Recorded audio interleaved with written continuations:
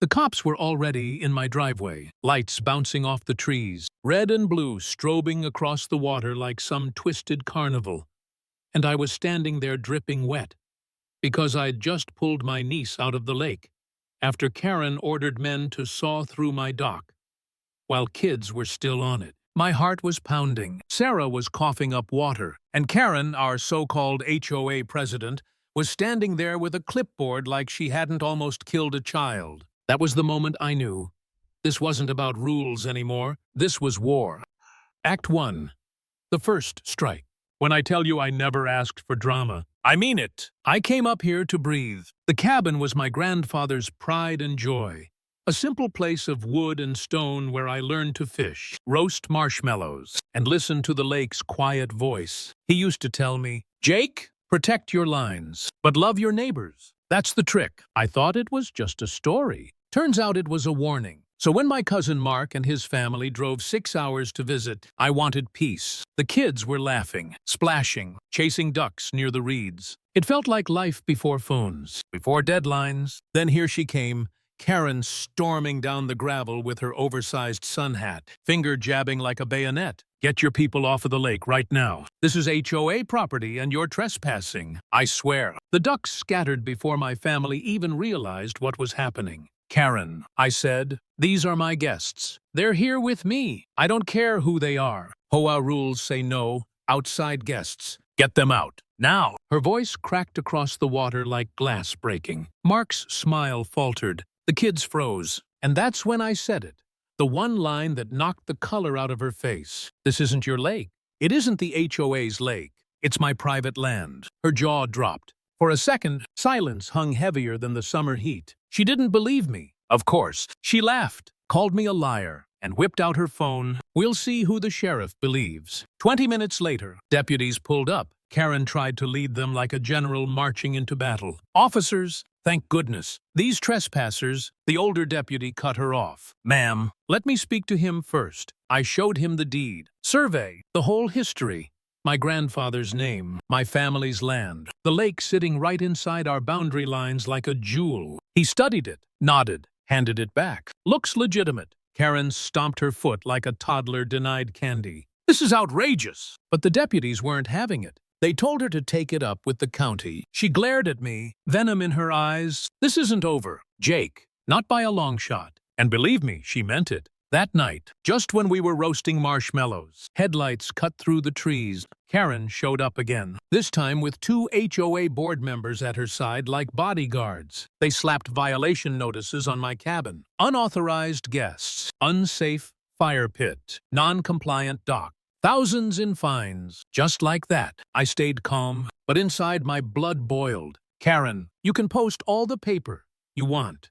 It doesn't turn my land into your land." She narrowed her eyes, smiled that tight smile that never reaches the soul. "Monday, 10 a.m. Memo. Hearing, be there, or else." Act 2. The breaking point.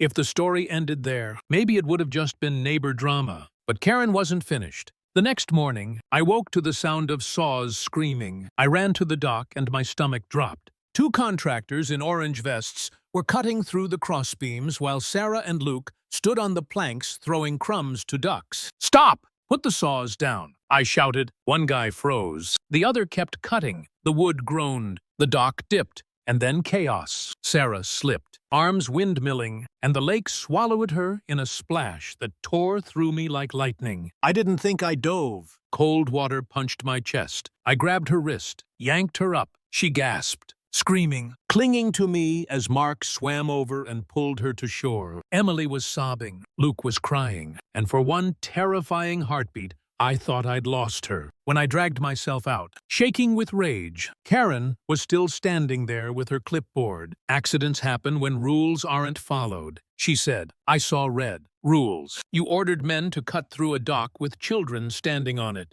You could have killed her." Brian, the HOA vice president, showed up just in time to witness the wreck. His face went pale. "Karen, what you did wasn't just reckless. It was dangerous." But Karen doubled down, threatened fines, threatened lawyers, stormed off like she still owned the ground under her feet. That night, a video surfaced captured by a neighbor's phone. It showed everything. The saws, the dock dropping, Sarah falling, my dive into the water. Tyler, a teenager from down the road, posted it with the caption, "This almost happened to a little girl today."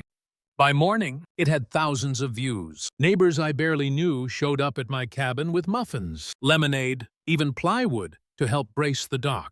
Doris, the elderly neighbor, walked over with blueberry muffins and said, "Paper beats noise, and kindness beats both." For the first time, I felt like maybe I wasn't fighting this alone. But then an envelope appeared on my door. A restraining order. Karen had gone to court in the middle of the night, convinced a judge to shut down my lake until the hearing. Security guards showed up to patrol the shoreline. Signs went up. Lake closed by court order. Violators subject to arrest.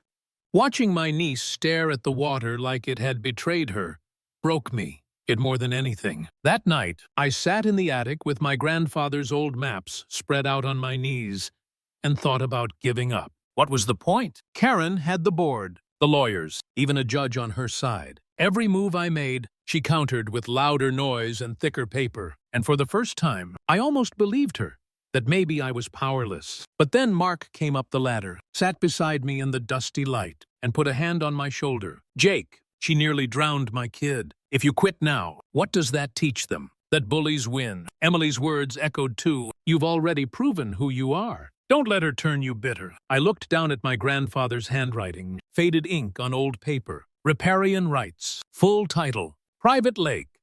That was the moment I decided I wasn't backing down. Act 3.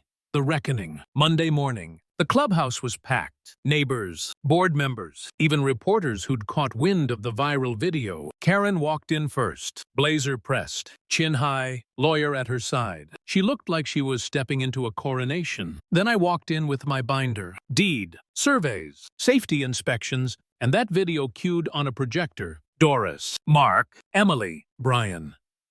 They all sat behind me like a wall of quiet strength. Karen launched into her performance. "This man has violated our community's safety, endangered children, defied our rules." I stood up, waited until the room went quiet. "Rules. You want to talk about safety? Roll the tape." The video played. The saws, the dock tilting, Sarah screaming, me diving in. The room froze. You could hear people's breathing. Even Karen's lawyer shifted uncomfortably. Then I laid out the deed, the county survey, and thanks to Brian, the buried memo from years ago, stating clearly the HOA's jurisdiction stopped before my property line. Karen's face twisted, her voice shrill. "He's manipulating the narrative. He's making me look like the villain." The county inspector stood up. "Ma'am, the records are clear. This parcel, including the water body, is private.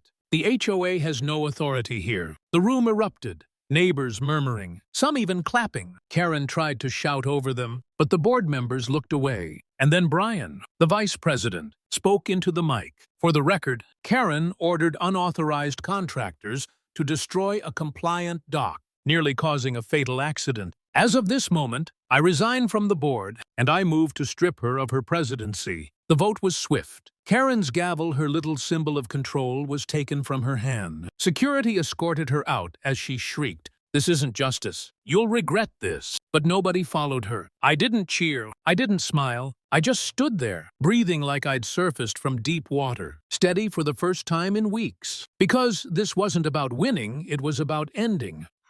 Closing reflection. When I walked out of that clubhouse, the sun hit the lake, broken dock and all, and for the first time it felt like mine again. Not because I fought harder, but because I refused to let noise drown out the truth. Grandpa was right. Protect your lines. Love your neighbors. That's the trick. And if you take anything from my story, let it be this. Bullies thrive on silence. But the moment you stand, even shaking, even scared, the ground under them starts to crack. This is Everyday Karen Tales, and trust me, there'll always be another story.